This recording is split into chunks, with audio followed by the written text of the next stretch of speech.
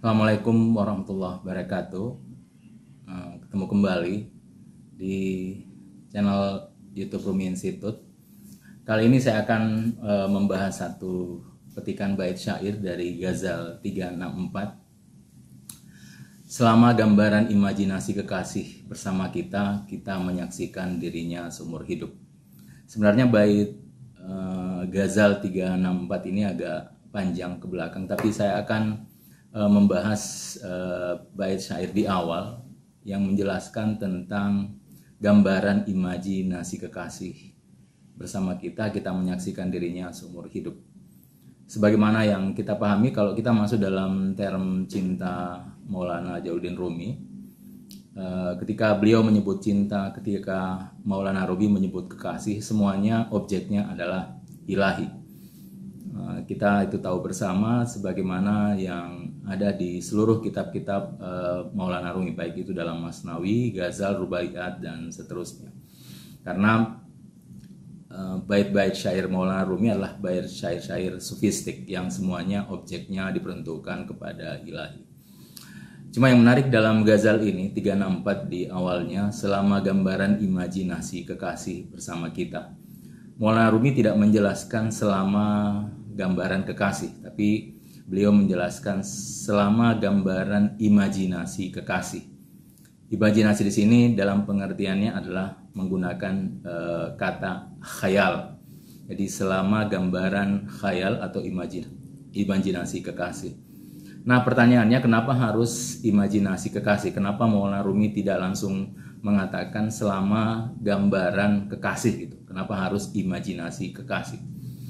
Nah, seperti yang pada pembahasan sebelumnya kita membahas bahwa zat Tuhan itu tidak mungkin kita bisa sampai ke hakikatnya. Tidak seorang pun yang sampai kepada hakikat zat ilahi.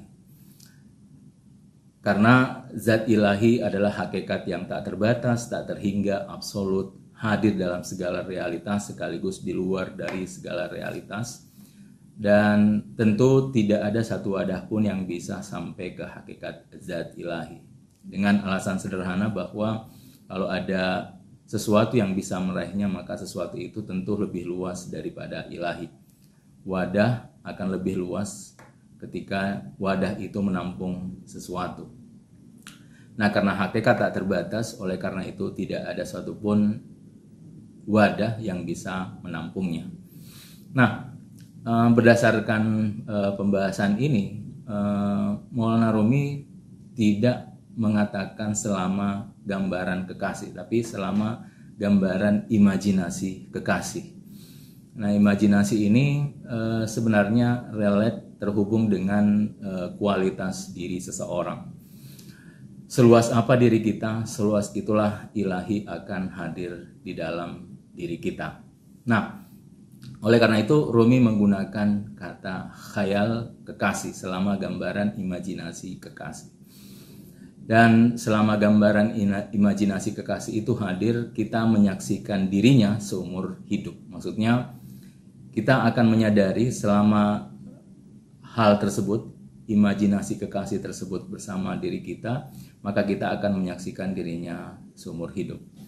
Dan yang menarik sebenarnya pembahasan khayal dalam ranah sofistik. Mudah-mudahan di kesempatan lain kita akan membahas dimensi khayal dalam ranah sofistik, karena dalam ranah tasawuf khayal ini memiliki peranan yang sangat penting, baik itu dalam ranah suluk maupun dalam ranah seperti yang kita jelaskan ini, dalam memilih diksi atau interpretasi terhadap apa yang disaksikan oleh para sufi.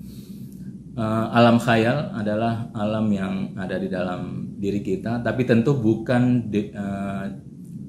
definisi khayal mungkin dalam benak kita, yang khayal itu mungkin tidak punya makna ya. Kalau kita menyebut khayal, itu tak lebih dari apakah itu angan-angan kita, gambaran kita sendiri, sesuatu yang kita buat. Tetapi alam khayal dalam diksi para sufi adalah alam hakikat yang di atas dari alam fisik ini. Makanya alam khayal itu terkadang disebut dengan alam misal, terkadang disebut dengan alam barzah, terkadang juga disebut dengan alam malakut. Para sufi lebih banyak menyebut dengan alam malakut, dan itu dikutip dari Al-Qur'an, fasubhanallazi biyadihi malakutu kulli syai'. Di dunia ada alam dunia, kalau bahasa sufistiknya alam dunia itu adalah alam mulk. Kemudian ada alam barzah, bahasa sufistiknya biasanya alam malakut, dan ada alam ruh, bahasa sufistiknya biasanya menyebutnya dengan alam jabarut. Jadi ini tingkatan alam yang ada di realitas eksternal, sebagaimana juga manusia memiliki 3 tingkatan tersebut. Kita punya alam fisik, tubuh, kemudian kita punya alam khayal, imajinasi, lalu kemudian kita punya alam ruh. Alam khayal ini dalam pandangan sufistik adalah jembatan untuk masuk ke realitas batin. Makanya para sufi selalu mengajak kita untuk langkah pertama dalam ranah sufistik adalah menundukkan alam khayal kita. Alam khayal ini adalah sangat liar dalam diri kita, dan kita bisa menyaksikan itu di dalam diri kita sendiri, bagaimana kemudian dia sangat mempengaruhi pikiran kita.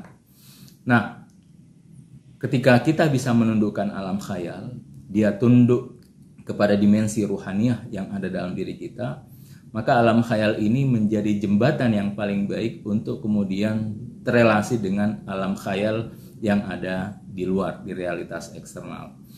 Dan ketika kita menemukan jembatan itu antara alam khayal di dalam diri kita dengan alam khayal realitas eksternal, di sanalah kemudian kita akan terhubung dengan alam-alam yang lain. Gitu para sufi menjelaskan. Jadi ketika kita bisa menembus alam khayal realitas eksternal dengan menundukkan alam khayal kita, maka kita akan terhubung dengan realitas batin yang ada dalam diri kita, baik itu terhubung dengan alam ruh maupun terhubung dengan dimensi rahasia dari alam dunia ini. Sebab itu para sufi menekankan langkah pertama dalam menjalankan suluk adalah pertama menundukkan alam khayal kita. Dan ketika kita bisa menundukkan tadi, para sufi seperti Ibn Arabi menjelaskan sebagai kekuatan yang luar biasa, karena dengan itulah kita bisa menemukan realitas hakikat batin di dalam diri kita. Buahnya adalah satu bentuk ma'rifat.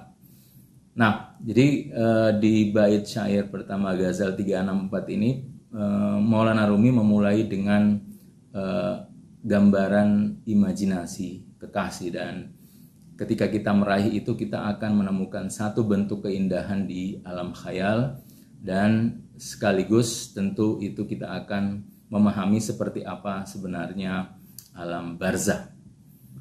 Terima kasih, demikian untuk petikan bait Ghazal ini. Wabillahi taufiq wal hidayah. Wassalamualaikum warahmatullahi wabarakatuh.